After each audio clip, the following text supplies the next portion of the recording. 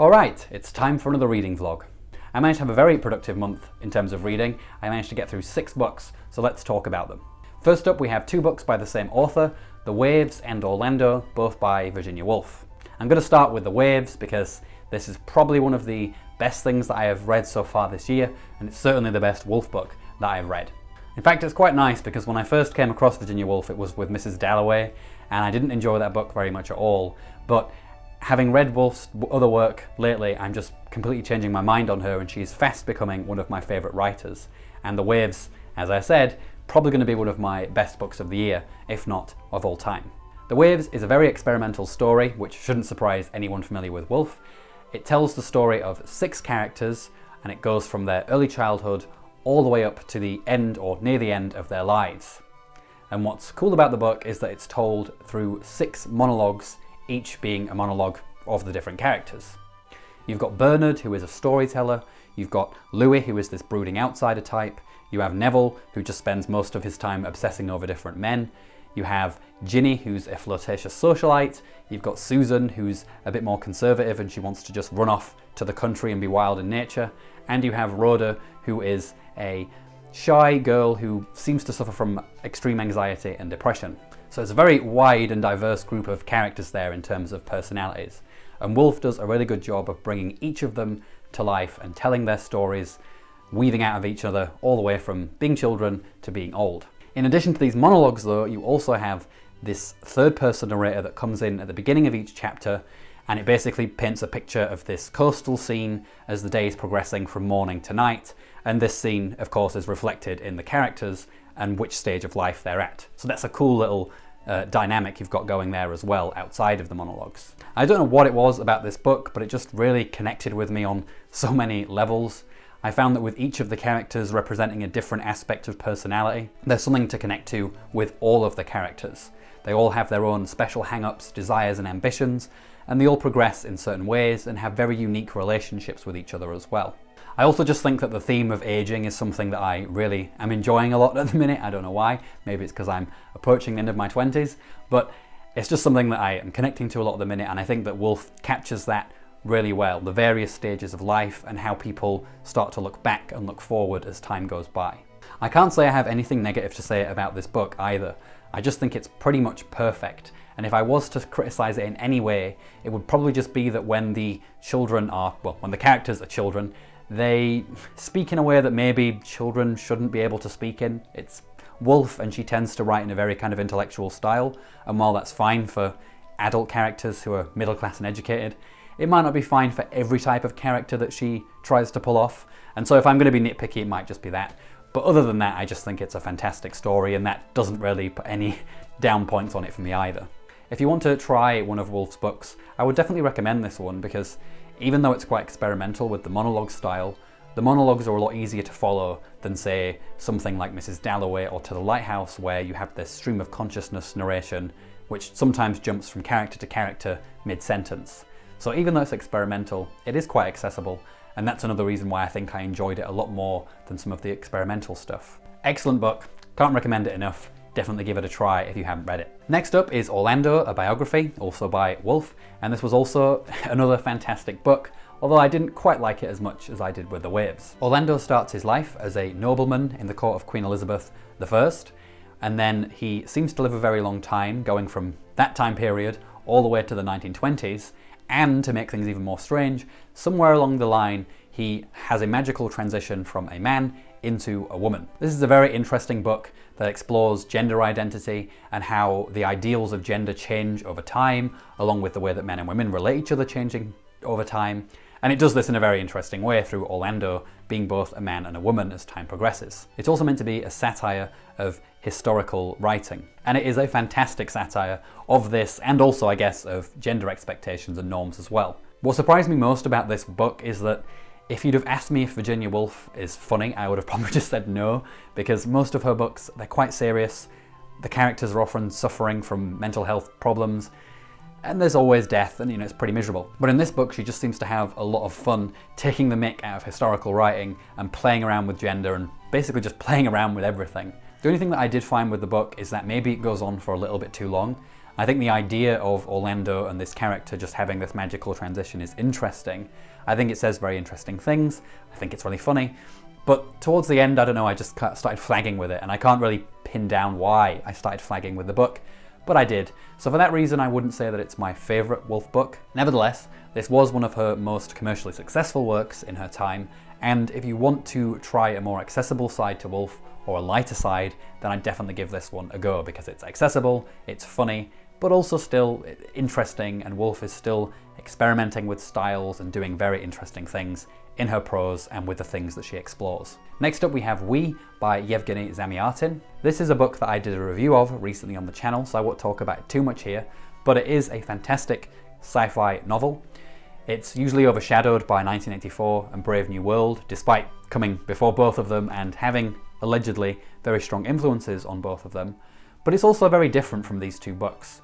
It's told from a first-person perspective, which I found really interesting. It's told through diary entries, so you really get an insight into the mind of someone who's underneath a very restrictive regime, and their mind changing as they go from being someone who supports the regime to someone who rebels against it.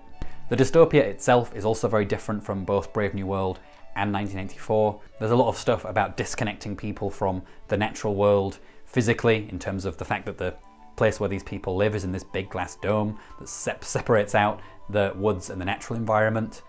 Also, people are separated from their own natural impulses. Everything is regulated in this world. So I found all this stuff really cool, really interesting, and if you have read those other more well-known classics and you want to try something that's a bit less well-known but equally influential and important, I'd definitely give this one a try. Next up we have Songs of Innocence and Songs of Experience by William Blake. This is a poetry collection that is in two halves. You have the Songs of Innocence and the Songs of Experience. The Songs of Innocence represent, you guessed it, innocence. They focus on themes like springtime, new life, childhood. It's all very light, it's all very delightful and wonderful. Then you have the Songs of Experience, which represents what happens once you've got a few years under your belt. Everything here is a bit darker. There's death, there's corruption, there's religion not doing what it's supposed to do. Anything that's dark and brooding is going to be in the Songs of Experience. As someone who is still very new to poetry, I really enjoyed this collection. It's not very cryptic stuff, it's very readable and very easy to grasp, and the poems are very short as well. In fact, I got through the whole collection in just a couple of hours. Also, because the poems are collected under these two titles, you already have a hint as to, what both sides of the collection are going to be about. But one thing that I did find very interesting about the collection is that even though you have these two sides, innocence and experience, Blake makes a point of combining them in certain poems. So it's not just that you have the Songs of Innocence where everything is sunflowers and roses, and the Songs of Experience where everything's death and brooding and evil. Actually, these two things intermingle in both parts. So for example, in the Songs of Innocence you have this poem called Little Boy Lost, where this boy gets lost in a wood and he's terrified. He does get rescued and found as well in the next poem, but you have this element of darkness introduced in the Songs of Innocence. And likewise in the Songs of Experience, you'll have shades of light as well. So these two sides, even though they do represent general themes, they do interact with each other, which I think is very interesting structurally, but also just in terms of the themes of the poems. I really enjoyed this collection, and I think once I've got a bit more accustomed to poetry, this might be one of the things that I do an analysis of first, because there's a lot to talk about there with the structure. It's quite accessible and it's a good place to start. I think if you're like me, you haven't read much poetry, I would definitely give this collection a go, because it's very readable, it's interesting and very short as well, so that's always helpful. Next up we have Jane Eyre by Charlotte Bronté. This one was a reread. I read Jane Eyre maybe last year or something like that for the first time, and I liked the book, but I did find it to be not as good as the other famous Bronté novels. And I have to say that on rereading it, my opinions have changed quite a lot. When I first read Jane Eyre, I enjoyed the early parts of the story, and after Jane leaves Mr. Rochester and she goes to find her family, that whole stretch of the book I just had very little interest in, and just kind of bored me a little bit. And unfortunately, I think that Charlotte doesn't do a very good job of combining the supernatural elements to the story, like when Jane and Mr. Rochester seem to communicate with each other telepathically at one point in the story, with the more social realist elements of the story. Compare this to Wuthering Heights, which also has supernatural elements, but what Emily does right is that she sets her story in such a weird, bizarre, disconnected world that the supernatural stuff doesn't seem that bizarre. Like, you could imagine Kathy's ghost wandering around and you wouldn't think, well, that's a bit weird. Whereas with Jane Eyre, I just don't think the supernatural and realist stuff connects in the right way. And these criticisms are still there for me, but I did just find a lot more to enjoy in this story. The main thing that I found was that Jane Eyre is a very funny story, and I didn't find that to be the case at all the first time I read it. Jane is not only fiercely independent and interesting as a character, she's also very witty and sharp, and the best parts of the book are the bits of the book where she's trading barbs with Mr. Rochester and basically poking fun at him in points. In fact, I would go as far as to say that although people tend to represent Mr. Rochester as this kind of Heathcliff, brooding hero type, he actually seemed to me to be a parody of a romantic hero. There are these passages where he'll talk about Jane as if she's the most beautiful thing that he's ever seen. And we know that Jane is not a particularly beautiful person. She's meant to be a plain Jane, that's kind of the point.